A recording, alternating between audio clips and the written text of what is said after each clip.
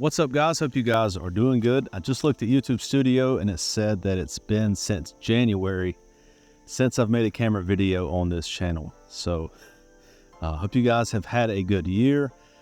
I have been pretty much obsessed with motorcycles all year, and I've still been shooting video and doing a little bit of photography, but not like the past few years. So I've pretty much just been consumed with riding motorcycles. The season is kind of coming to an end for me.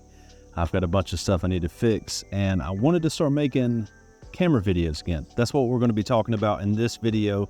But up front, I just wanted to say hey, and I hope that you guys had a good year. But a few weeks ago, I was really missing having a Canon T3i. I sold all of my camera gear except for an SL2. This camera body I got for $90. It looked like it was in perfect condition, came with a charger and batteries, so they have gotten even cheaper this year while I've kind of been out of messing with cameras. That's kind of neat that you can pick up one of these for less than $100 now. The lens I picked up for this setup, I wanted a 10-18 Canon EFS lens, but they're just a little too expensive and they're not super sharp lenses.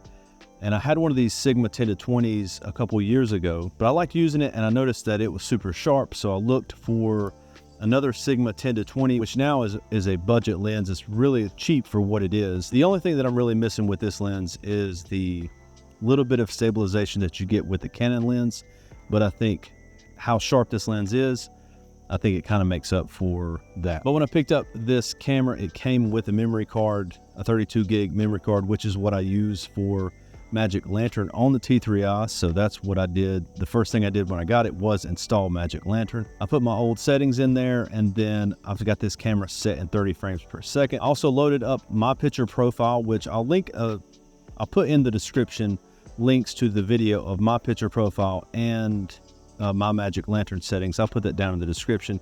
But I loaded my picture profile on this one, Cinestyle, and then a T-Max film simulation, which is a black and white film. And most of this year, I have been using lav mics. I've just been using lav mics straight into the camera or into a Zoom H1N recorder. I've sold most of my microphone gear that I was using, and I think for the foreseeable future, that's what I'll be using is cheap lav mics.